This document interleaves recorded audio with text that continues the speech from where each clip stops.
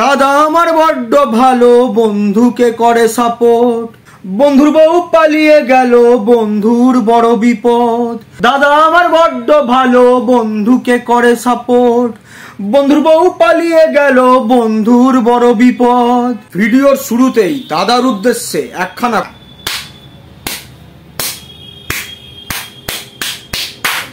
হাততালি দিয়ে ভিডিও শুরু করলাম। কেন জানো? দাদা যা করেছে, যা কর্মকাণ্ড ঘটিয়েছে, তো তার জন্য একটা অ্যাপ্রিসিয়েশন তো দরকার পড়েই। তো তার জন্যেই আবার একবার করতে বাধ্য হচ্ছে। দাদা, তুমি যা কাজ করেছো তোমাকে অসংখ্য ধন্যবাদ, অসংখ্য অসংখ্য অসংখ্য ধন্যবাদ। দাদা এসছেন আমাদের ইউটিউবে সব নোংরা পরিষ্কার করতে। দাদা প্রথমেই বলে দিয়েছে ইউটিউবে এখন চোখ রাখা দায়ী হয়ে উঠছে।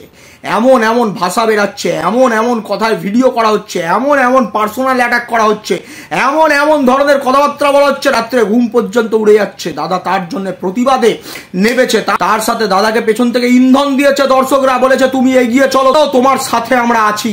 মেসেজ করে করে, মেসেঞ্জারে, হোয়াটসঅ্যাপ করে করে সব জায়গায় তাকে বারবার ইনফ্লুয়েন্স করেছে যে দাদা তুমি এগিয়ে চলো, তোমার পেছনে রয়েছি, তোমার পেছনে রয়েছি আমরা। তো দাদা সেই সব দেখেই এগিয়ে এসছে, বুক একবারে চিতিয়ে প্রতিবাদ করার জন্য, এই ইউটিউবকে নোংরা মুক্ত করার জন্য।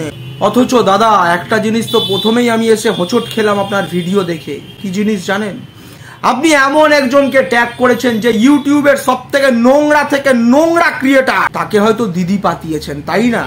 দাদা অন্ধ হবেন না দাদা, এক চোখে কোনোদিন কোনো বিচার করা যায় না দাদা, তাই জন্য দু চোখ খুলুন দাদা। আপনি এক চোখে হয়ে বসে থাকলে হবে না দাদা। আপনি যাকে নিয়ে স্টেপ নিয়েছেন একদম ঠিক করেছেন। কারণ কেউ যদি কারোর মায়ের সাথে তার ছেলেকে শুইয়ে দেয়, কেউ যদি কোনো গৃহিণীর সাথে তার ভাসুরকে শুইয়ে দেয়, কেউ যদি কারো শাশুড়ির সাথে অন্য কোনো পরপুরুষকে শুইয়ে দেয়, তো তার বিরুদ্ধে যা কাজ করেছেন একদম অসাধারণ কাজ করেছেন। কিন্তু দাদা কিন্তু বলতে বাধ্য হচ্ছি দাদা, এ কেমন খেলা? আপনি এক চোখো খেলা খেলছেন। এ খেলা খেললে হবে না দাদা, এ খেলা খেললে হবে না।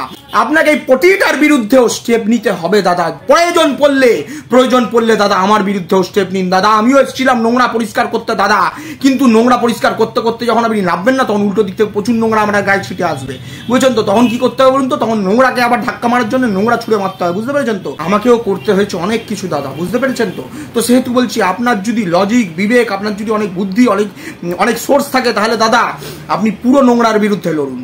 এক চোখে হয়ে নোংরার বিরুদ্ধে লড়লে হবে না দাদা। সিন্ডিকেটের আওতায় থেকে লড়লে হবে না দাদা। সিন্ডিকেটের আওতায় থেকে লড়লে হবে না দাদা। এইভাবে এক চোখে লড়লে হবে না।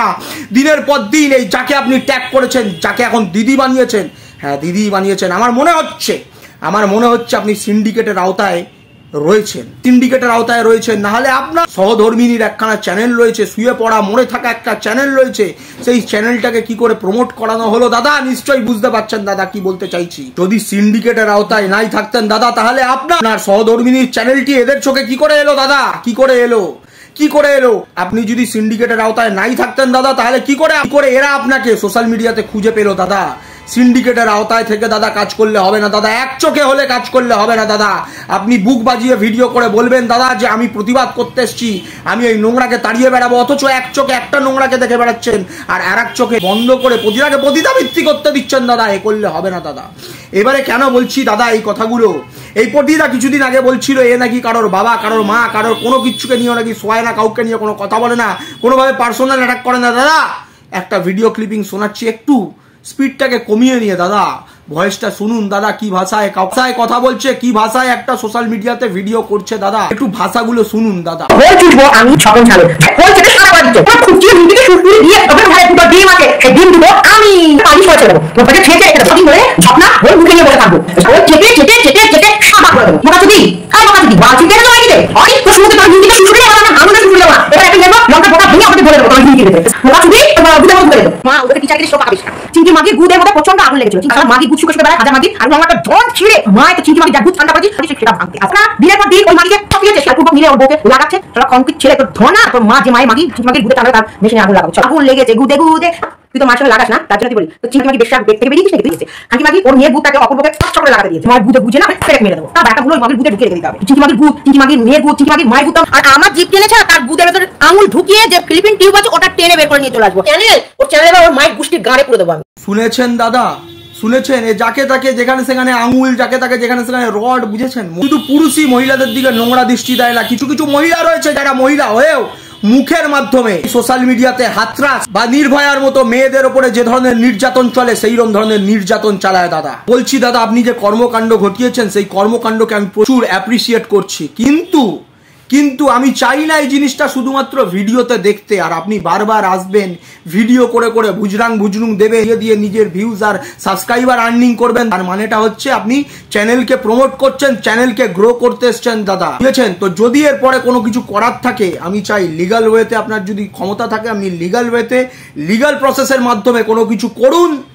যখন চোখের সামনে দেখতে পাবো যে হ্যাঁ তার সাথে এই জিনিসটা ঘটেছে, তাকে ছুটতে হয়েছে, তারপরে এসে আপনি ডিসক্লোজ করুন যে এটা আপনি করেছেন। তার করার আগে এইরকম ধরনের যদি ভিডিও করেন দাদা, তাহলে কিন্তু কপালে দাদা খুব দুঃখ আছে দাদা। তার মানে আপনিও সমালোচনামূলক ভিডিও করতেই এসছেন, সমালোচিত হতেই এসছেন, কোন রকমের কোনো কর্মকাণ্ড ঘটাতে আসেননি। তো সেই জন্য বলছি দাদা, যদি আপনি কন্ট্রোভার্সি ক্রিয়েটার হিসেবে আসতে চান তাহলে আপনাকে ওয়েলকাম জানাচ্ছি, আর ওয়েলকাম তো আপনাকে ধামাকাদার ওয়েলকাম করা হবে। আর যদি আপনি সত্যি সমাজকে পরিবর্তন করতে এসছেন তাহলে আগে ঘর থেকে শুরু করতে হয়, তারপরে বাইরের দিকে হাত বাড়াতে হয়।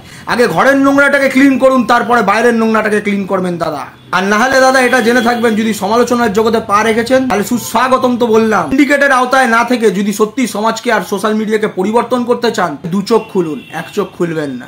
আপাতত টাটা।